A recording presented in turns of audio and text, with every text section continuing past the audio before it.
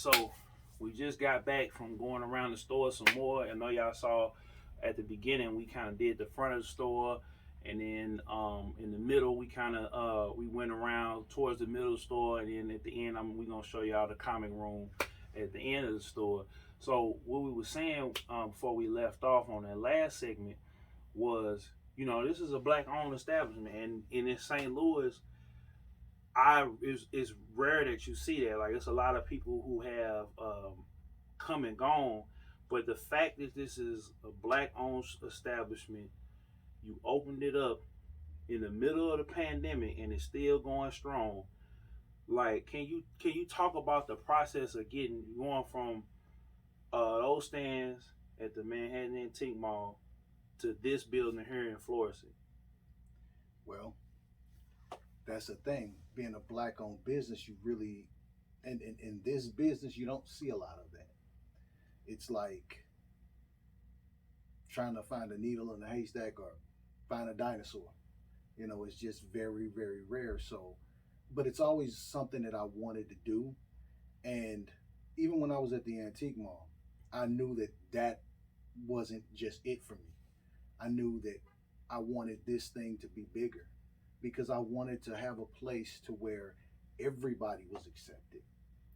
You know, um, I think representation is a big thing because when I have young black men and women come into the shop, they're shocked to know that, to see that, I'm the owner and I look just like them. Mm-hmm. So right there, it is a level of comfort, and again, it's also inspiring as well because I'm a big sports fan. So seeing someone that looks like me accomplish a historical feat like Barry Bonds breaking a home run record, even though Hank Aaron had it before, seeing that meant something to me because I didn't see Hank Aaron, I saw Mm-hmm. Barry Bonds, so Mm-hmm. that meant something to me. So it's kind of the same thing when these kids come in here and they talk to me and find out that I'm the owner. Mm-hmm. That's something that inspires them as well. That lets them know, hey, if I can do this, you can do this too. Mm-hmm. And that's big because that's kind of how I run my platforms. That's how I'm going to run the new website and everything that we're going to be doing. Because I feel like at this point in my life, it's like you said, it is about the next generation. It's not just about my success or as an artist or content creator or whatever. It's very much about the next generation because we need to build these institutions and build these examples so that the kids that are coming up behind us, that they have good examples to draw from. Because right now it's kind of like, okay, if I'm not being super ignorant on the internet, or if I'm not doing something like, I'm not out in front of the camera, like, that's why I wanted to get you on, because now people could order from you online, and people, when they in St. Louis, they can come visit you, and they can come peruse the store and buy things. It's birthday season now. I say we come out of holiday season, we go into the birthday season, so graduation season. So it's a lot of things in here. All the different movies, shows are coming out. We got Doctor Strange coming. I see some Doctor Strange figures over there. I'm looking at that that might not be here for y'all when y'all get here, but that Illuminati trade over there. Like, it's so much stuff, and it's just like it just is. As soon as I walk through that door, it's just that feeling that hits you. Like, I don't feel like I'm 31. I feel like I'm 13 or 8 years old all over again, and you just don't see it that much anymore, especially in St. Louis. I mean, we have a lot of good comic shops. Shout out to Fleet at the Wizards Wang and all the boys over there. We have other chains and things of that nature, but we rarely do we get to see. And I just had to emphasize this because rarely we get to see good brothers that are running a business, let alone something in the nerd and blurred space. So, what were some of the difficulties that you had putting the store together? I mean, obviously the pandemic, but like, being in North County, given the history and everything of it? Like, what were some of the difficulties that you had? You know what? Surprisingly, it really wasn't any difficulties. But being honest, did I think it was going to be some difficulties? Yes, because of who I look, because of who I am, what I look like, of course. But again, praise to the good Lord, everything went smooth, and it's continuing to go that way. I mean, I had my doubts. I had my doubts going in, and I think the biggest thing is you kind of doubt yourself. You like, okay, I can get all of the product, but how do we go about letting people know we're here? How do we go about advertising? How do we get it out of the door? And it's a process. I mean, some days are great, some days are not so great. Mm-hmm. But you just have to keep in mind that this is a marathon. You just have to keep going. Mm-hmm. You have to keep going. And as long as you keep going, and I believe that if you keep God first, He'll take care of everything else. Facts, facts. I mean, that's important that you say that because a lot of you know, black folks, people of color, like when we get into things, we're expecting results because a lot of times we're coming at it in an aspect of we don't like our jobs, we don't like what we do, we got our parents on our back, but people got to keep in mind that it's their life to live. Like you got to not live for others. You have to live. Of course, you put God first, but remember, this is your life. This is your God-given life. So if you continue to try to live to impress other people, you'll never step into what God has for you. So, and like I said, this is a living testament of it because I had been seeing the ads rolling and I kept riding past because I used to stay in this area. So, but I come over here and shop and things of that nature. So, on my way to the library, which is around the corner from here, I kept seeing. I said, "Man, I'm gonna go in there one day." So one day turned into, "Let me pull in here." And when I walked in, I saw, wine behind the counter. I was like, "Okay," and it was off to the races ever since. And then we just came off of the Soundwave Expo, so I was trying to figure out when to ask Lamar. Shout out to Lamar Harris. When because I wanted to perform up there, right? So I happened to be in here, and Lamar just happened to come in, and then different people that I known for years would come up in here, and they'll be like, "Oh man, what's going on, Killzown?" So it's become kind of like the meeting place for people who are into nerd, blurred, and geek culture. So how do you feel now? Because you on what, your first, second year? No, I'm on my ninth month. Ninth month. Okay, Mm-hmm. okay. So Mm-hmm.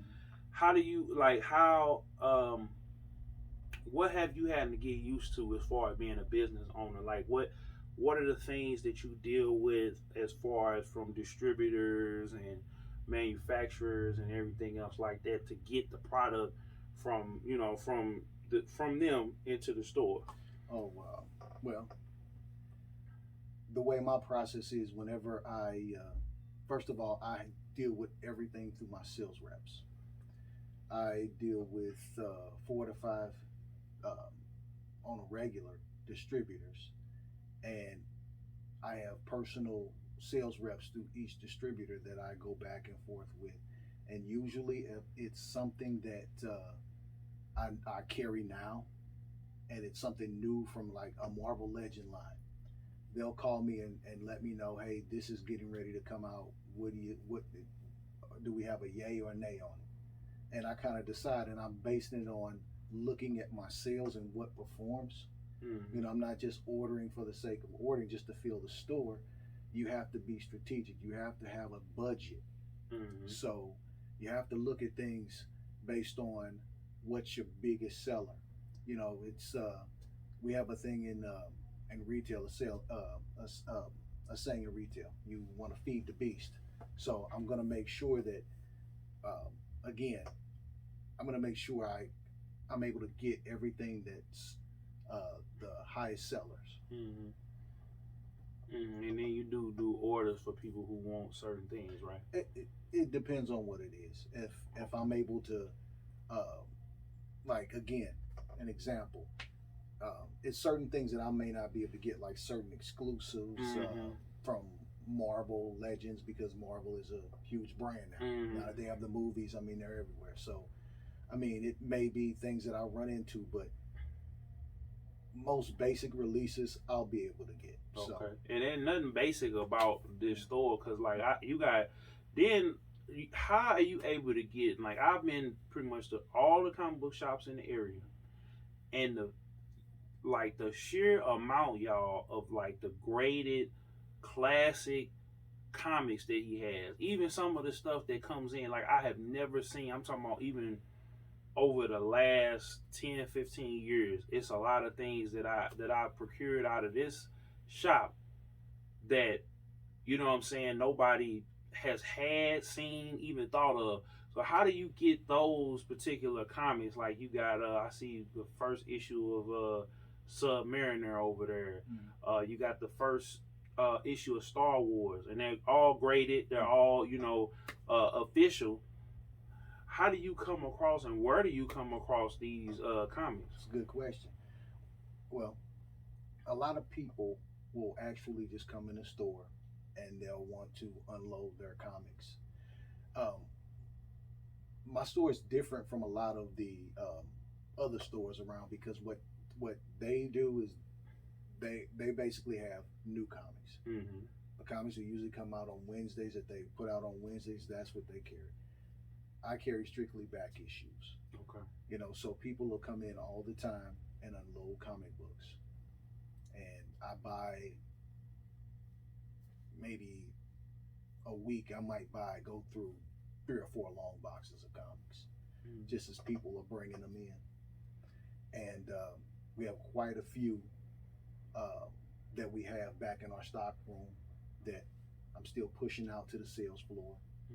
So yeah, we've got quite a bit that we have in stock, and like I say, people come in and they bring them into us all the time. Okay. The only thing that we don't do is actually actively purchase toys, because all of our toys are already coming in, and like I said, I'm dealing with a lot of different toy companies and stuff like that. So with the toys, they're usually orders anywhere from 6 months to a year out. So now it's just a matter of these companies releasing them and them being shipped to me at this point. So okay, because the reason why I asked that is because there may be somebody that's watching this like, man, I see Juan got this amazing store, and I might want to do something similar. So they might, them watching you and getting that knowledge somewhere else, maybe in St. Louis, maybe somewhere else, they'll be able to know, okay, this is what's working for him. Maybe I could take these different things that I'm seeing and I can apply that to my store, because I would always try to ask people, not give up too much of the sauce, but to give up, to be able to give knowledge, because we don't have, the avenues and the channels to get the information. It's out there. Yeah. You can dig for it, but to have it come from one of us, and that's where,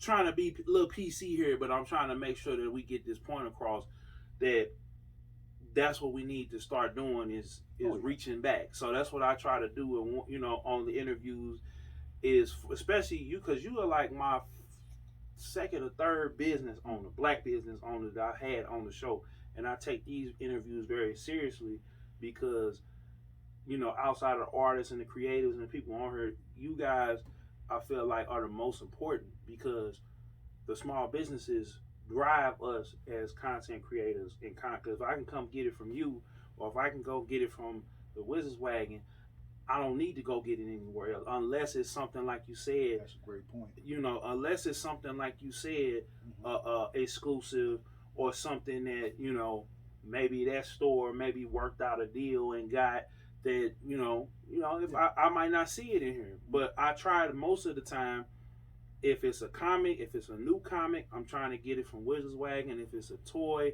or if it's a back issue that I've been looking for my collection, I try to get it from Just Heroes. And that's just me. You know, that's not me being, like I said, not being racist or prejudiced or nothing like that, but there's just a precedent that we need to start setting in the black community and communities of color, you know, across the board. You know, I'm just because everybody else does it, and that's how the money, you know, circulates around. But that's how it should be done. That's how it should be done. When we set this store up, that was one of the reasons why I wanted to do this, because I wanted to give, again, people that look like us, and that's not excluding anybody else, because I have a lot of different people that come in this building, and all of them are welcome. But you don't always feel looking like we do. You don't always feel welcome going into somebody else's establishment or somebody else's arena. Yes, So sir. it's always nice to be able to go somewhere and see somebody again that looks like you and that can appreciate what you go through and what you've been through, you know. So Yes, sir. Yes, sir. and I always wanted to have that place to where, because you know, for a while it was like kind of like a taboo thing for a black man to be reading comic books. Oh. It was looked at like that. Although there were plenty of us out there that did, Mm-hmm. it was kind of a taboo thing because everybody just kind of kept it to themselves. Mm-hmm. You know, Yeah. I mean, I would, but I didn't care.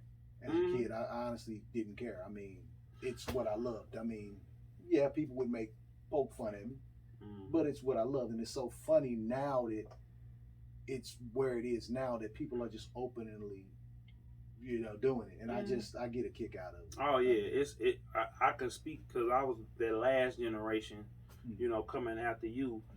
Of we had to hide the comics because you know if somebody it wouldn't even have to be the girls, it could be the guys like man, and they run all the way. Yeah. They try to take your comic. Now you gotta fight. You know your mom Oh, telling you don't bring them to school because they gonna want to take them, and then you know you take them to school anyway, and then you get on, you know. And now it's like the kids going to school. Like I seen like my nephew when Black Panther came out, he was in high school. So his whole class that week they had on Black Panther shirts, and you know, like I made it a point before it came out. I was like, look, I know everybody getting these fire sticks. I'm telling on everybody if y'all don't go see Black. We shut down shop. Yeah. Y'all better not. And then when it come out on DVD, everybody need to buy it. You know, and support it, and I'm glad that that happened because now it opens up more people, you know, and I'm seeing it even with the ladies now too. Like I'm finding out, oh, you know, this sister over here online, she reads comics. This sister here, she's, you know, got more pops than me. She telling me I'm, you know, a little loc in the game, and it's just it's beautiful. It's beautiful to see that now we can celebrate it. And we can celebrate it, you know, and then now we got, and in turn, we got things like Soundwave Comic Expo here in St. Louis. Like, you know, it's starting to grow. And, you know, you got things like BlurredCon and DreamCon down there in Houston and in D.C. respectively. So it's good to see that. And, you know, let's go ahead on take them around to the Comic Cave. And then we come back for one more segment because there's a couple more questions I want to ask. Big Killzown on your phone and money still long, and the team is forever ever strong. Peace.